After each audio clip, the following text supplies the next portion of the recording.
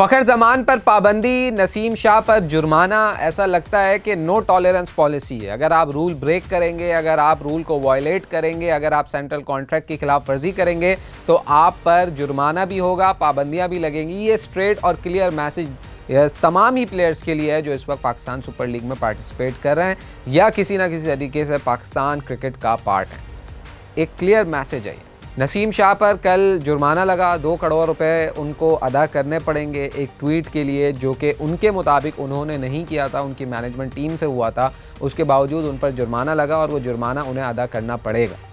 इतलात और ख़बरें ये भी चल रही हैं कि उन पर पाबंदी तक की बात हो रही थी, लेकिन फिर जुर्माने तक ही महदूद किया गया और अब वो जुर्माना देंगे। और दूसरी चीज़ जो बकिया प्लेयर्स के लिए हुई है इंक्लूडिंग नसीम शाह, वो ये है कि अब तमाम ही प्लेयर्स को अपने सोशल मीडिया पर पोस्टिंग करने से पहले पाकिस्तान क्रिकेट बोर्ड के मीडिया डिपार्टमेंट से अप्रूवल लेना पड़ेगा। ये तमाम प्लेयर्स के लिए एक पैगाम है जिस पर अमल दरामद करना है उन्हें, अदरवाइज़ जुर्माना पाबंदियां उनका मुकद्दर बनी। दूसरी जानिब फ़खर ज़मान, जिनके हवाले से बहुत बड़ी कंट्रोवर्सी बनी, बहुत ज़्यादा चर्चा हुई कि फ़खर ज़मान ने बॉल टेम्परिंग की है, उन पर लेवल 3 के ऑफेंस का चार्ज लगाया गया।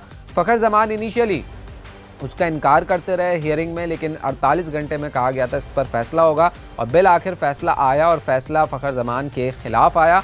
फ़खर ज़मान पर 2 मैच की पाबंदी लगा दी गई है। मतलब फ़खर ज़मान जो है लाहौर कलंदर्स के लिए 2 मैच नहीं खेल सकते जो आने वाले हैं। तो ये जनाब सारा सिनेरियो इस वक्त पाकिस्तान सुपर लीग में चल रहा है। कल गैप था पाकिस्तान सुपर लीग में, लेकिन शुरू के 4 दिनों में बहुत सारी चीज़ें हुई पाकिस्तान सुपर लीग में जिस पर बहुत ज़्यादा चर्चा हुई, मतलब बहुत ज़्यादा कंट्रोवर्सी हुई, जिसमें बॉल का लाल हो जाना, जिसमें नसीम शाह की तरफ से एक ट्वीट आ जाना, जिसमें लाहौर कलंदर्स के हवाले से ये ख़बर आना कि उन्होंने सिक्योरिटी वायलेशंस किए हैं, या फिर आखिर में बॉल टेम्परिंग।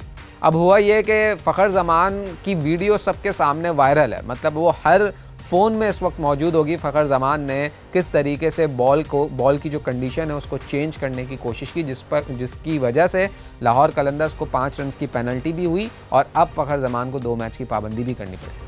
तो मूविंग फॉरवर्ड PSL के अंदर हर खिलाड़ी को या आगे पाकिस्तान क्रिकेट में हर खिलाड़ी को 2 चीज़ों का बहुत ख्याल रखना है। पहला कि आपने जो ऑफ द फील्ड आपकी एक्टिविटीज़ हैं, ख़ास तौर पर सोशल मीडिया पर, उसमें बहुत एहतियात बरतनी है। आपने प्रोफेशनल टीम्स के हाथ में अपने सोशल मीडिया अकाउंट्स को जो है वो ऑपरेट करने के लिए देना है। अगर वहाँ से कोई ऐसी चीज़ होती है जैसे नसीम शाह के केस में हुई तो आपके खिलाफ एक्शन लिया जाएगा। दूसरी चीज़, ऑन द फील्ड आप जितने भी ज़्यादा अपने आप को विजिलेंट कर सकें उतना कर लें, क्योंकि अगर आपसे गलती होगी तो फिर पाबंदी भी लगेगी और जुर्माना भी होगा और PSL के प्रोटोकॉल्स को भरपूर हर खिलाड़ी को फॉलो करना पड़ेगा। ये एक क्लियर मैसेज है।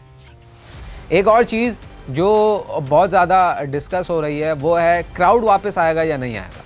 इस पर बहुत ज़्यादा चर्चा हो रही है इस वक्त, और जब मैं ये वीडियो बना रहा हूँ तब तक की इतलात यही है कि अभी कोई ऐसा प्लान नहीं है जिसकी बेस पर क्राउड को वापस लाया जाएगा।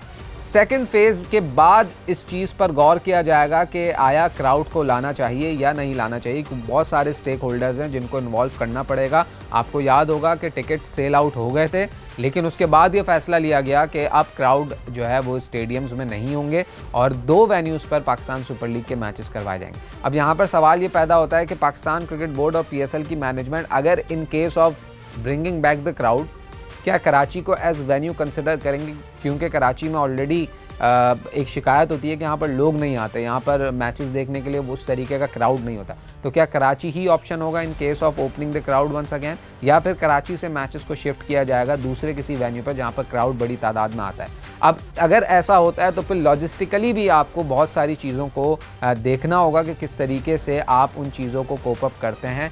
ये इतना आसान डिसीजन नहीं है कि रात में सोए सुबह डिसीजन हो गया। इस डिसीजन पर बहुत सारी चर्चा और बहुत सारी डिस्कशंस हुई हैं, हो रही हैं और आगे भी होंगी। क्राउड आएगा नहीं आएगा, ये सेकंड फेज़ के बाद ही पता चल सकेगा।